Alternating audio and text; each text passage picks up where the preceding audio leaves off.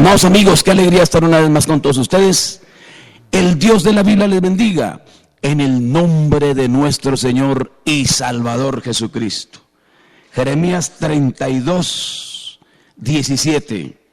Oh Señor Jehová, o Yahvé, como dice la Biblia católica, o el Eterno, como dice la Torá judía. Oh Señor Jehová, he aquí que tú hiciste el cielo y la tierra con tu gran poder, y con tu brazo extendido, ni hay nada que sea difícil para ti. Ese es el Dios omnipotente, el todopoderoso, mejor dicho, el misterio. Bueno, alguien preguntaba, ¿cómo es más misterioso el universo? ¿Sin Dios o con Dios? La mayoría de gente responde, bueno, el universo sería más misterioso sin Dios. Pero la respuesta exacta que dan los expertos que yo leí de ello, no religiosos, sino gente, físicos y filósofos, dicen no, es más misterioso un universo con un Dios que sin un Dios. Porque sin un Dios, pues bueno, dicen, bueno, ¿y de dónde salió la materia? ¿De dónde surgió el universo? ¿De los átomos? El cosmos, las galaxias, ¿de dónde surgió la materia inorgánica? Después, ¿de dónde surgió la materia orgánica? La vida. Después, ¿de dónde surgió la conciencia, consciente de la existencia? Y así. Dice, bueno, es más misterioso un universo sin Dios, pero no, señor. La respuesta exacta es que el universo es más misterioso con un Dios.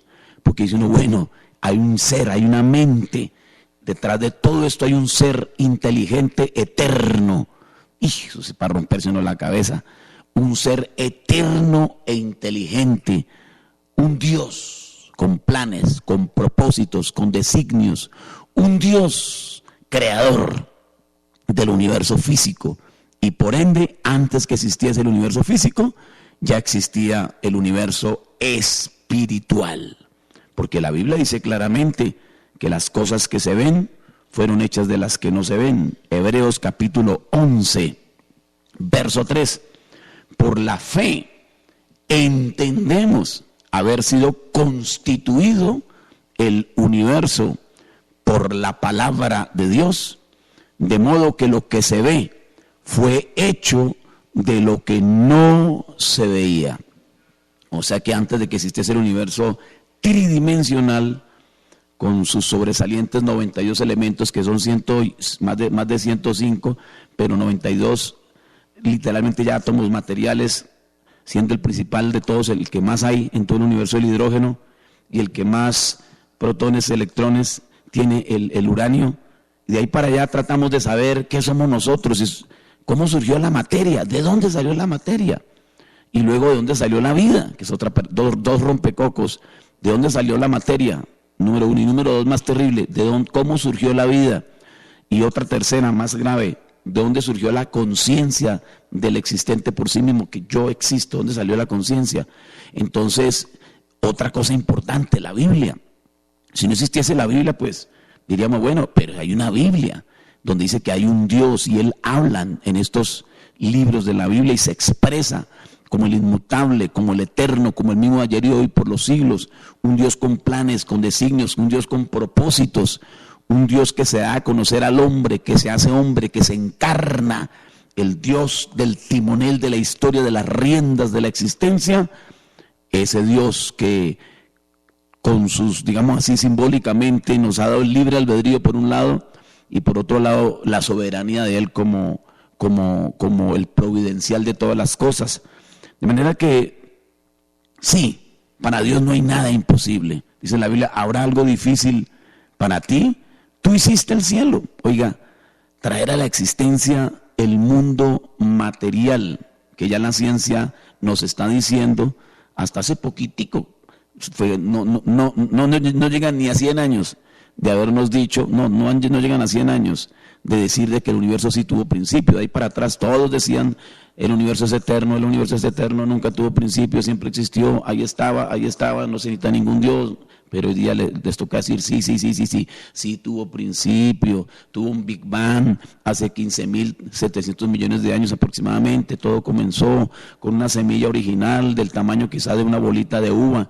Ahora dicen que un cubo de azúcar, luego dicen que más pequeño. Ahora llegan a lo de la burbuja, el mínimo que me he hecho de la nada. Pero cómo surgió, ahí el año pasado descubrieron, están tratando de encontrar el bosón de Higgs, ¿verdad? La partícula de Dios, y por eso hicieron la máquina de Dios, a ver cómo prueban, cómo logran, cómo indagan. Nada contra ellos, tienen todo el derecho, pero con todo el conocimiento que se ha logrado, no han podido ni probar que existe, ni probar que no existe.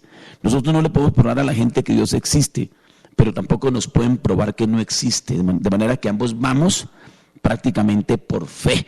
Y la ciencia, entre más se profundiza, más se da cuenta que no tiene la respuesta. Ellos lo saben. De manera que entonces dice la Biblia, nosotros creemos en la Biblia: oh Señor Jehová, he aquí que tú hiciste el cielo. En el principio creó Dios. Entonces, ¿sí hubo una creación? Sí la hubo. Entonces, de manera que la Biblia coge más sabor ahora cuando dice que sí hubo principio, que hay un arque, o sea, en arque, no logos, en el principio era el verbo, en arque, de ahí viene la palabra arcaico primero, de ahí viene la palabra arquitecto, de ahí viene la palabra arque, constructor. Tú hiciste el cielo y la tierra con tu gran poder. Es el poder de la palabra. Porque mire que todo viene de una idea. Este micrófono fue una idea. Todo lo que usted vea, su casa, el carro, la grabadora, el reloj, estas gafas, todo lo que miremos fue una idea. Y esa idea tocó plasmarla. Todo lo que vemos fue pensamiento. La casa donde usted vive, alguien tuvo que planearla, esa no se hizo sola. Alguien la planeó, y para donde miremos, todo, como dice en Hebreos 3:4, mire cómo dice en Hebreos 3:4, porque toda casa es hecha por alguno, pero el que hizo todas las cosas es Dios. Hebreos 3:4, de manera que una casa no se hizo sola. No, todo lo que vemos, una inteligencia, ¿verdad?, formó aquello. Y todo fue una semilla. La gallina, el perro, el gato, el ser humano, el elefante, la cucaracha, la pulga, todo viene o de un huevo o de un espermatozoide, o tuvo padre y tuvo madre. Asimismo, todo efecto tuvo una causa. Causa y efecto, causa y efecto. Dios es la causa de todas las causas. Él es antes de todas las cosas, dice la Biblia. Toda reacción viene de una acción. Entonces hay una acción y luego una reacción, la gran cadena de acción y reacción, de siembra y cosecha. De manera que si nos devolvemos y volvemos la película hasta el Big, o sea, el gran bang, explosión, la gran explosión o la gran expansión que comenzó, detrás de todo eso, el que comenzó todas las cosas es el mismo Dios, creador del universo. Ese Dios está mostrándose en la Biblia.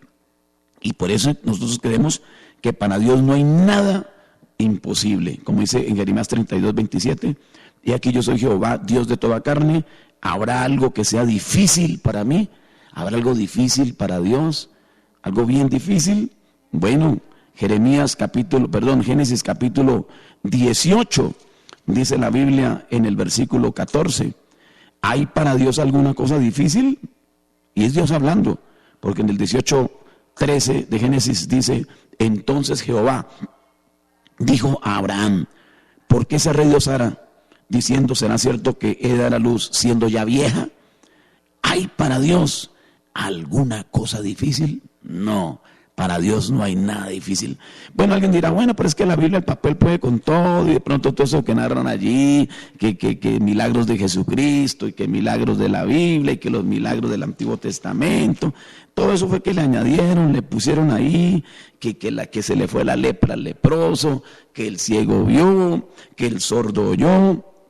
Todos esos 37 milagros principales registrados del Señor Jesucristo, 37 registrados, pero dice la Biblia que muchas sanidades, dice que si escribiesen en libros, no cabrían los libros. Imagínense que lo que hizo Jesucristo, si lo narraran completo, no hay ninguna biblioteca que pudiera soportar todo lo que Él hizo, porque esto es más de lo que está escrito. Dice la Biblia en Juan 21:21, Y hay también otras muchas cosas que hizo Jesús, las cuales si se escribiesen una por una, pienso que ni aún en el mundo cabrían los libros que se habrían de escribir. Imagínense, de manera que los evangelios son solamente a la punta del iceberg, un mínimo, ¿verdad?, de lo principal que hizo Jesús. 3 resurrecciones, la de Lázaro, la del hijo de la viuda de Naín y la hija de Jairo. Alguien dirá, bueno, pero es que eso fue en el pasado, que había una sopa envenenada en 2 Reyes 4:41 y que le echaron la harina y se le fue el veneno, que bueno, todas esas cosas, es que la Biblia, desde que uno la abre y empieza a leer, y los libros de Reyes, Samuel, milagros, milagros, milagros. Llegamos al Nuevo Testamento, milagros, y no, pues el incrédulo dice, no, eso no, es que el papel puede con todo, eso no. Y eso que usted encuentra estos programas que dan de televisión, mis respetos, nada contra nadie, yo no estoy criticando, de Discovery, de History Channel, de National Geographic, tratando de explicar los milagros de la Biblia. Ellos no los están negando, mire que no están diciendo, eso no fue. No, dicen sí fue, pero lo que pasa es que lo que pasó fue esto. No fue que tal cosa, sino que esto. No fue que fue que, sino que fue que. Tratando de darle una interpretación, respetamos todo eso. El asunto es que con la llegada del siglo XX y ahora en el XXI, en el siglo XX apareció una manifestación a través del Señor a la raza humana, como estaba prometido. Ahora entendemos la historia en estos 20 siglos de cristianismo, porque nosotros no sabíamos qué había pasado en estos 2000 años, en estos 20 siglos, pero ahora sabemos por Apocalipsis capítulo 2 y capítulo 3 que tenían que haber 7 edades de la iglesia. Como dice la Biblia en Proverbios, las 7 columnas, la sabiduría edificó sus 7 columnas. Dios iba a estar construyendo durante 2000 años su templo. Así como Salomón se demoró 7 años en construir el templo de Salomón, 7 años se demoró tipificando las 7 edades de la iglesia. Allá fue 7 años para hacer la casa de Dios en la tierra, y Dios en 7 edades de la iglesia, que son, según Apocalipsis capítulo 2 y capítulo 3, que en algunas Biblias aparece con letras rojas. Hay Biblias con letras rojas, las palabras de Jesús. Cuando habla Jesús, le ponen letras rojas. Sí, ¿y por qué todo el capítulo 2 y todo el capítulo 3 de Apocalipsis en algunas Biblias, cuando le ponen letras rojas a las palabras de Jesús, todos los 2 capítulos completicos vienen con letras rojas? Porque es Jesucristo hablando, Apocalipsis 2 y 3, después de su muerte, sepultura y resurrección, años después de su ascensión, Él aparece a Juan, ¿verdad?, el discípulo amado, el águila, Juan el teólogo, Juan, ¿verdad?, el discípulo amado, y allí, a través del mensajero, le revela el futuro de la humanidad en el libro del Apocalipsis, y le muestra lo que va a acontecer en los eventos futuros, y luego le muestra el cierre de ese gran programa divino para el fin del tiempo gentil. Y ya estamos en el tiempo gentil finalizando, de manera que entonces ya han dicho tanto que el fin del mundo, pero nadie sabe ni el día ni la hora. Pero estamos llegando al clímax de la historia, al cumplimiento de todas estas grandes profecías, de manera que la historia de la humanidad sí tiene sentido. Sí hay propósito, sí hay un de dónde y un hacia dónde. No vamos a la topa tolondra, no vamos nosotros como a la loca, no vamos como en ceguera, no. Sí hay un sentido y sí hay unas riendas y sí hay como las 2 agujas de tejer, ¿verdad? El libre albedrío y la soberanía de Dios va tejiendo su lana frente a los ojos del diablo. Los 2 rieles de la existencia, el libre albedrío nuestro y la soberanía divina. Y ahí va el sentido de la historia y ahí vamos nosotros. De manera que hay un plan perfecto, hay un diseñador perfecto, hay un programa de Dios perfecto y está escrito en la Biblia. De manera que entonces el Señor irrumpe en la historia a través de las edades, a través de sus mensajeros. Cada profeta que apareció sobre la tierra, verdadero profeta, era el mensajero para ese día, era el maná fresco para esa hora, era el vino nuevo para ese día, era el mensaje actualizado. Al fin y al cabo, la Biblia no es un solo libro, aunque decimos la Biblia, pero la traducción de la palabra biblos es libros, ni siquiera es un libro, aunque es un libro, realmente son libros. En la Biblia católica 73 libros, en la Biblia evangélica 66 libros. No que los evangélicos le añadieron 7 libros, no. el Nuevo Testamento católico y el Nuevo Testamento evangélico, de ambas Biblias, ambas tienen 27 libros. La Biblia católica tiene 27 libros en el Nuevo Testamento. La Biblia evangélica protestante tiene también 27 libros en el Nuevo Testamento. Luego, en cuanto al Nuevo Testamento, no hay ningún problema. Biblia católica, sea la Torres Amat, la Nácar Colunga, la Strombinger, la Nueva Jerusalén, la Guadalupana, la Torres Amat, bueno, tantas Biblias católicas, versiones muy buenas que hay, son exactamente igual en el Nuevo Testamento a la Biblia evangélica. Tanto que por eso CELAM, ¿verdad?, autorizó que las sociedades bíblicas evangélicas protestantes imprimieran una Biblia, ¿verdad?, evangélica, pero también con los libros deuterocanónicos, que son los 7 libros que tiene la Biblia católica. De manera que entonces, en cuanto al Nuevo Testamento no hay nada que discutir. El problema ni siquiera es entre católicos y protestantes. No, el problema no es con católicos y evangélicos. El problema es con los judíos, porque los judíos de Jerusalén, de Israel, en su Biblia, todo el tiempo sumaron aquellos 39 libros del Antiguo Testamento, como hay evidencias del siglo I, segundo, tercero, cuarto, quinto, cada siglo. No tengo aquí los datos históricos, pero es así, ¿verdad? Los judíos de Jerusalén, los judíos de Israel no tenían esos 7 libros en el Antiguo Testamento de ellos, que es el Tanakh. Por eso el problema no es que católicos y evangélicos, eso no, ni un problema hay. El problema es con los judíos, porque los judíos de Israel, de Jerusalén, nunca tuvieron esos 7 libros en el canon.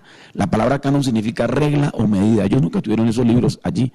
Mientras que los judíos de Alejandría, los judíos de Egipto, ciudad de Alejandría, ciudad intelectual, ciudad donde nacieron aquellas grandes universidades, Alejandría, donde estaba el faro de Alejandría, una de las 7 maravillas del mundo, Alejandría, ¿verdad? En honor a Alejandro fue esa ciudad, y allí por eso el griego y todo eso, y por eso hizo la versión Septuaginta, en griego, que fueron, se hizo en 70 días, 70 ancianitos, septu, por eso LXX es la versión bíblica, LXX es la versión bíblica Septuaginta. Entonces, pero la Biblia de Jerusalén nunca tuvo esos libros, esos 7, hasta que en 1546, debido a la reforma luterana y a la contrarreforma, en el año 1546, entonces en el Concilio de Trento, allí tocó aprobar que esos 7 libros sí eran canónicos, y es un problema largo. No hay problema con esos libros, uno los puede leer, los libros de los Macabeos, pero allá al final dice muy clarito en 2 de Macabeos que es una narración que si es mediocre o tiene fallas, que disculpen al escritor, con su Biblia católica, busque 2 de Macabeos, finalizando el libro, ahí dice lo que acabo de escribir, la narración que hago, si es mediocre o tiene fallas, de manera que sí es una narración verdadera, pero histórica. No son libros inspirados, respetamos. Entonces no vamos a entrar en polémica de ellos. Solamente hoy día uno puede leer la Biblia católica, la evangélica, está muy bien. Lo que quiero decir es que leamos la Biblia, sea católica o evangélica. A mí me gusta, Dios ha sido tan bueno conmigo que me ha dado más de 84 Biblias. Tengo la Biblia católica Torres Amat, la Biblia católica Bober Cantera, la Biblia católica Guadalupana, la Biblia católica Monseñor Strombinger, y tengo todas esas Biblias y me gusta comparar las Biblias, y abro varias Biblias, y claro, cada una es una versión distinta, pero apuntando a lo mismo, no que toda Biblia es distinta, no. Hay que cuando a usted le entregan una carta en inglés para traducirla al español o del español al inglés, ponemos 5 traductores, vea esta carta del español, mejor me la traduce usted al inglés, usted. Los 5 tipos o señores se sientan a traducir la carta del español al inglés y no van a ser exactamente iguales, quizás van a haber sinónimos.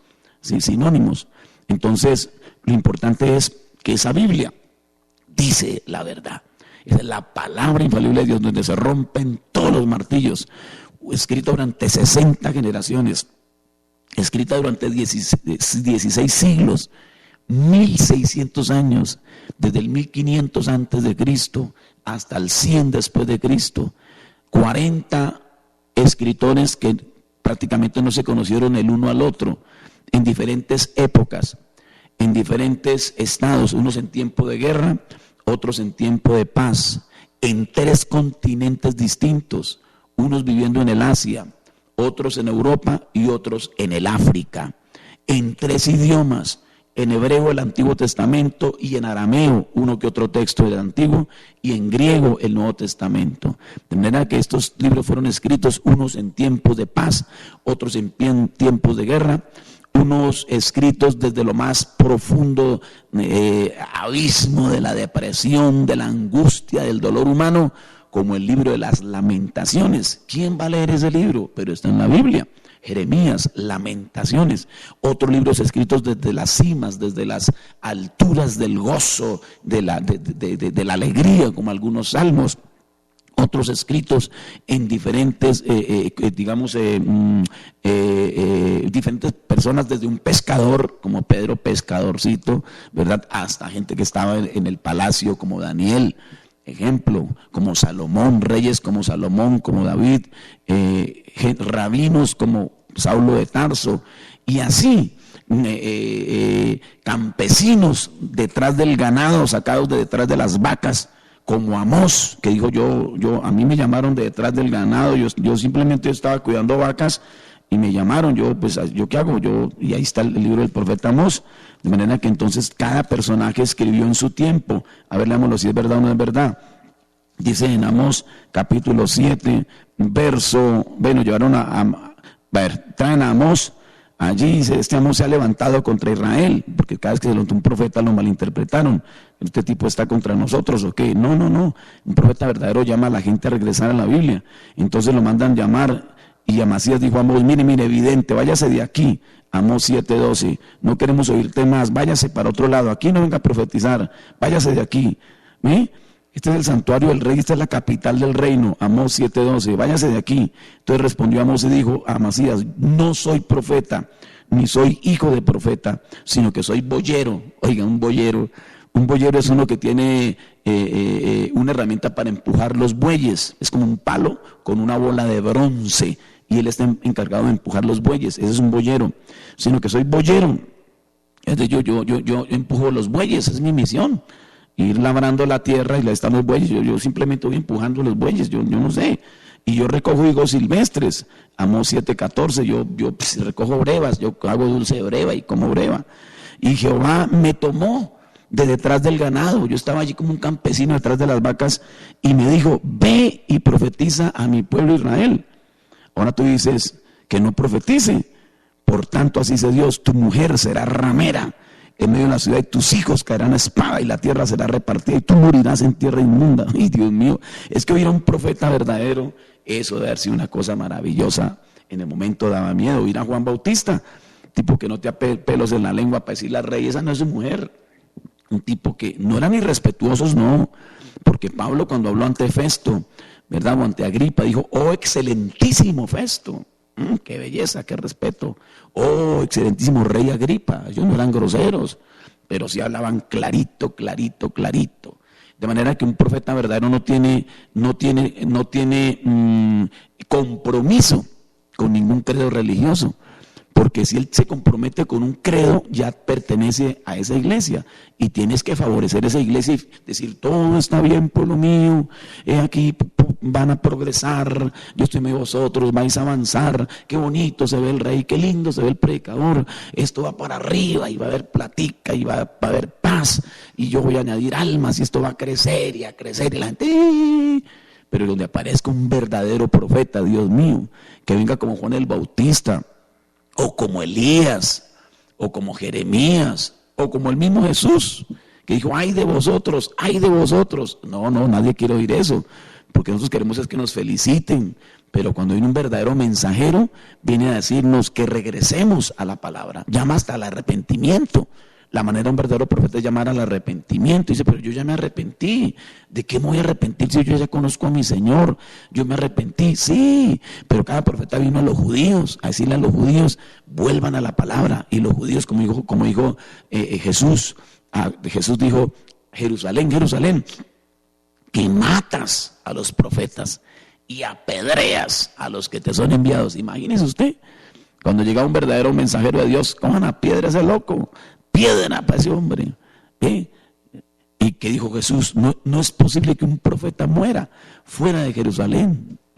Y que dijeron cuando apedrearon al primer mártir de la iglesia, que fue el famosísimo Esteban, es el primero que que mataron, creo que está en Hechos de los Apóstoles allí, cómo matan a Esteban, dice la Escritura en Hechos capítulo 7. Bueno, él les habla un poquito y les dice en Hechos 7:51, duros de cerviz e incircuncisos de corazón y de oídos, vosotros resistís siempre al Espíritu Santo. Y tenían allá en el templo, están los sacerdotes con barba blanca, dice, ustedes todo el tiempo están resistiendo a Dios, como vuestros padres, así también vosotros. Esto no es nuevo. Dice, ¿a cuál de los profetas no persiguieron vuestros padres? Como nómbreme un hito, dígame un hito, que no le hayan tirado piedra, que no le hayan perseguido. Y mataron a los que anunciaron de antemano la venida del justo, de quien vosotros ahora habéis sido entregadores y matadores. Oigan, no fueron los borrachos, no fueron los impíos, los paganos. No. Realmente fueron los mismos seguidores de Moisés, en el sentido de 1500 años después de Moisés. Somos de Moisés, creemos en la Biblia, solamente la Biblia y nada más que la Biblia y solo la Biblia. Pero mataron a Jesús y ellos de ahí para atrás habían matado a los profetas. Dice, vosotros que recibisteis la ley por disposición de ángeles y no la guardasteis. De manera que hay gente que dice, no, es que yo guardo la ley. Todo es que guardemos los 10 mandamientos y se soluciona todo. Pero la Biblia nos muestra aquí, dice, y no la guardasteis. O sea que ellos querían lavarse las manos, que los 10 mandamientos. ¿Y quién guardó los 10 mandamientos? Decía, y no la guardasteis. No podemos hacer mentir la Biblia. Mucho menos al Señor Jesucristo, que les dijo a ellos que ellos no habían guardado la ley. Que ellos decían que la ley, pero ninguno la cumplía.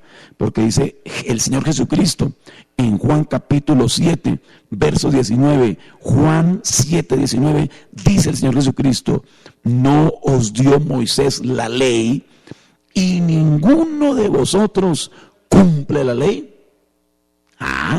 Entonces le preguntan, no, que es que yo guardo los 10, porque entonces guarda los 10 mandamientos, yo guardo los 10 mandamientos. No, Jesús dijo, no os dio Moisés la ley y ninguno de vosotros cumple la ley, ni siquiera el sumo pontífice Caifás, ni el sumo sacerdote Anás, ni aquellos barbados de barba canosa, barba plateada, medio calvos, con cara religiosa de tanto leer, y lea la Biblia, y ore y ayune, y eso guardaban los 613 mandamientos de la Torá, y celosísimos. Pero viene Jesús y les dice en Juan 7:19, no os dio Moisés la ley, y ninguno de vosotros cumple la ley. Entonces, si Jesús dijo ninguno, es ninguno. Dice, ¿por qué procuráis matarme? Ninguno de vosotros cumple la ley.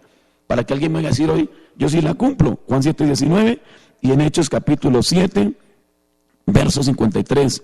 Vosotros que recibisteis la ley por ángeles y no la guardasteis. Por eso Nicodemo, Jesús le dijo, tienes que nacer de nuevo. Dijo, pero es que yo no mato, yo honro a papá y mamá. Sí, pero nazca de nuevo. O como le dijo al joven rico, todos los mandamientos los he guardado. Sí, sígueme. No lo siguió. No basta una ley, no basta una religión, se necesita algo más que ello. Nacer de nuevo por el Espíritu y tener un encuentro personal con Jesucristo por el nuevo nacimiento. Buenas tardes, muchas gracias por su atención.